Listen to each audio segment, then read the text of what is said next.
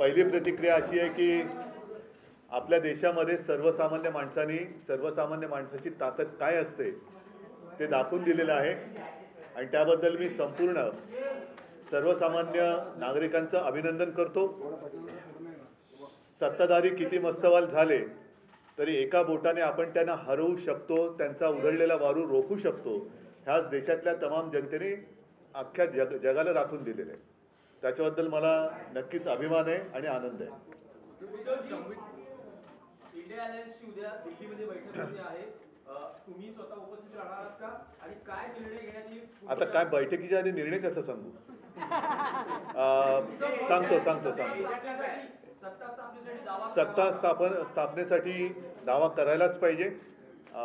India आघाडीच्या बैठकीसाठी मी उद्या दुपारनंतर जाईन, कारण बाहेरगावी जिंकलेले जे आमचे खासदार आहेत ते उद्या येतील। आज मुंबईतले खासदार मला भेटले, उद्या बाहेरगावचे खासदार येतील। सर्वात आधी संजय राऊतजी तिकडे जातील, त्यांच्याबरोबर आपले मुंबईतले खासदार अनिल देसाई, अरविंद हेही असतील आणि दुपारनंतर संध्याकाळच्या वेळेला मी दिल्लीमध्ये पोहोचेन। एक पुरी करतो बात।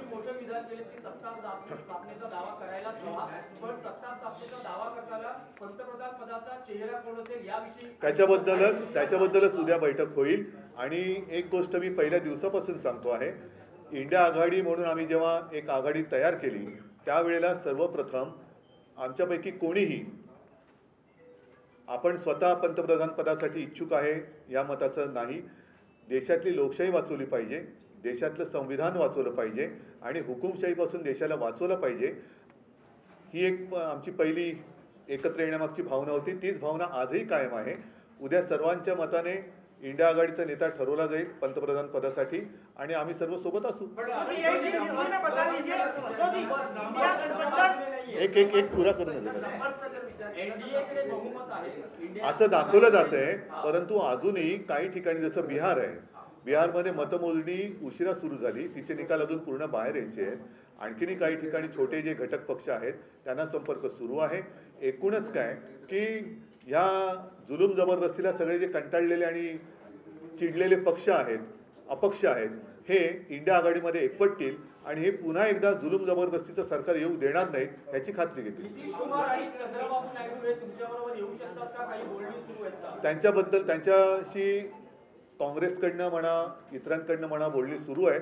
परत एकदा सांगतो की चंद्रबाबू नायडूंना सुद्धा भाजप सरकारने काही कमी त्रास दिला नव्हता, नितीशना सुद्धा काही कमी त्रास दिला नाही, तर पुन्हा त्रास हवा का हा एक प्रश्न आहे। आणि मला खात्री आहे की एकदा हे गेलेलं सरकार उंबरठ्यावरती आहे ते उंबरठ्यावरनं बाहेर काढण्यासाठी सगळे जे यांच्या जुलूम जबरदस्तीला चिडलेले आणि कंटाळलेले लोक आहेत ते इंडिया आघाडीत येतील। एक पुरा करतो, पुरा देतो आपको उत्तर देतो।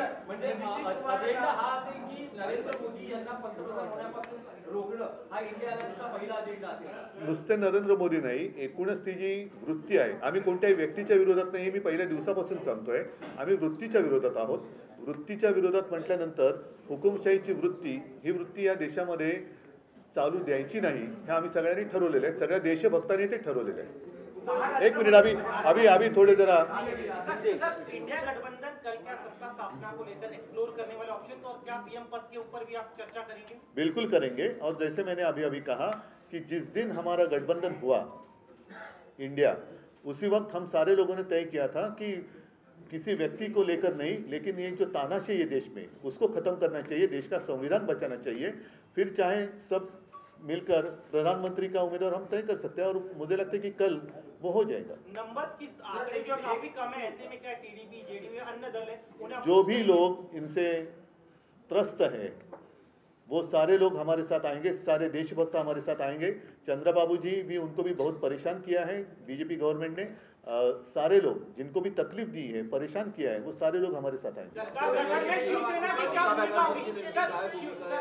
आता मी इथे बसून ममता बॅनर्जी सोबत आहेत, आमच्या ममता बॅनर्जी आमच्या सोबत आहेत, ममता बॅनर्जी पण सोबत आहेत। म्हणून मी तुम्हाला सांगतो, ममता बॅनर्जींना सुद्धा खूप छळलेलं आहे। ह्या छळवणुकीपासून सगळे लोक आता कंटाळलेत आणि चिडलेत की एवढा तुम्ही त्रास कसा देऊ शकता।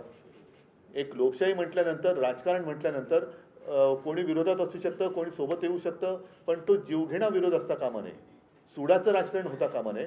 सुडाच्या राजकारणाला जे त्रासलेले आहेत सुडाच्या राजकारणाने ते सगळे देशभक्त इंडिया आघाड़ी के. सरकार गठन में शिवसेना की क्या भूमिका होगी आप लोग? मैंने जो बात कही उसमें और अलग भूमिका बताने की क्या आप खुद भी आवश्यकता है? बातचीत करेंगे, आप खुद भी अन्य दलों से बातचीत बातचीत करेंगे? जरूर करूंगा. मेरी और ममता दीदी की बात हुई है और सारे लोग साथ थे और साथ रहेंगे. सर एक सवाल कांग्रेस पार्टी को ज्यादा महाराष्ट्र में क्या कहना चाहिए? निकाल आया है महाराष्ट्र में, आज जो निकाल आया है एमबीए को जितनी सीटें मिली है 2019 से मुकाबले में काफी ज्यादा है, कैसे इसको देखते हैं?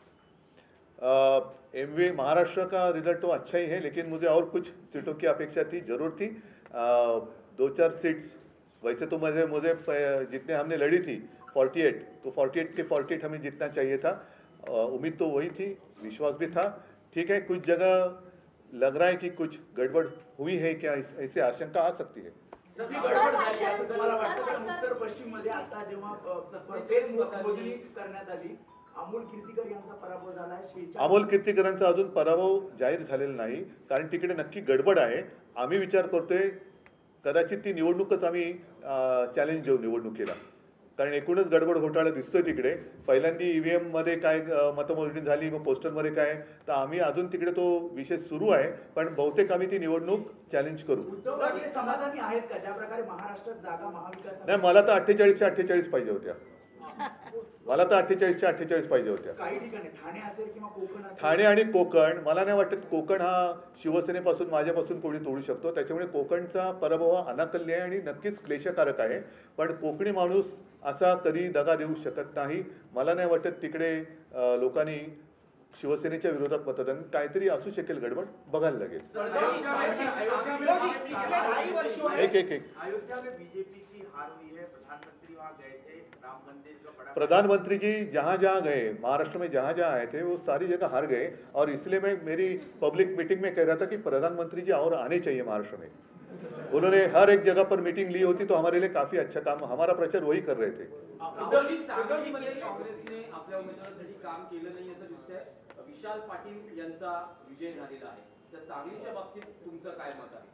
सांगलीच्या बाबतीमध्ये उघड उघड दिसतंय आघाडीचा धर्म पाळला गेला की नाही पाळला गेला बघतोय, आणि त्यानुसार आमची पुढची पावले ठरतील. महाविकास आघाड़ी स्वागत केलं जाईल विशाल पाटील जर नाही, बघू ना आता काय होतं त्याच्यावरती. उद्धव जी, पिछले 2.5 वर्षों में जब से आपकी पार्टी तोड़ी गई या नाम छीना गया, पार्टी का चुनाव चिन्ह चले, तब से लेके अब तक का जो यात्रा कैसी रही? क्योंकि इस तरह की जीत की अपेक्षा जो है बीजेपी की तरफ से कहा जाता है ये संभव नहीं है, लेकिन वो करके दिखाया. मैं तो जितने सारे लोगों ने मुझ पर विश्वास दिखाया उन सारे लोगों का दिल से धन्यवाद उनको देता हूं. और मैं तो कहता हूं कि अब तो लड़ाई की शुरुआत हुई है. आपने जैसे कहा कि पार्टी तोड़ी गई, छीनी गई, मेरा पार्टी सिंबल छीना गया. यहाँ तक कभी कहा जाता था कि मोदी जी का फोटो लगाकर हमने इलेक्शन जीती थी, उनको भी मतलब मोदी जी को मेरे पिताजी का फोटो लगाकर इलेक्शन लड़ना पड़ा. और तो आप देखो सारी बातें छीनने के बाद भी मैं तो खड़ा रहा. मेरा ऑपरेशन हुआ, सब कुछ हुआ, लेकिन मैं खड़ा रहा. इन लोगों ने मेरी आलोचना की, गाली गलौज की. मैंने कहा नहीं कि मैं तो रोज 5 किलो गालियाँ खाता हूँ जी वगैरह, कुछ कहा नहीं. ना ही मैंने कहा कि मैं परमात्मा का अवतार हूँ. मैं तो हूँ कॉमन मैन हूँ, बाला साहब का और माँ का बेटा हूँ. और मैं तो लड़ा. जितने सारे लोग मेरे साथ खड़े रहे उन सारे लोगों को धन्यवाद देता हूँ. और उन्हीं का आशीर्वाद मेरी शक्ति है, उनका ही आशीर्वाद मेरी शक्ति है. और इस शक्ति को मैं कभी धोखा नहीं दूंगा. सर धनुष्य बाण आपके साथ नहीं था? नहीं, सारी बातें उन्होंने छीनी थी, और क्या बाकी रखा था? एक सवाल ये है कि क्या अब मशाल के साथ ही आगे की राह ये करना है? देखो, मशाल ने आग तो लगा दी है, मशाल ने आग तो लगा दी है. और 19 में जितनी सीटें, अब तो महायुति हो गई, लेकिन उस वक्त जो युति थी कितनी सीटें थी? 41, 42. अब कितनी हो गई? तो ये तो अभी असली नकली का पता चलेगा. और मुझे तो नकली संतान कहते हैं, वो खुद को अपनी माँ को भी मानने के लिए तैयार नहीं. अब तो कहते हैं कि परमात्मा ने भेजा है.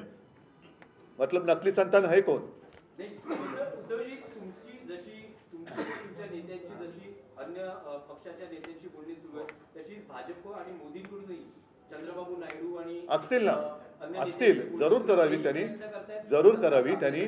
पण माझा प्रश्न हाच आहे की पुन्हा बोलणी कशासाठी करताय? पुन्हा छळायला?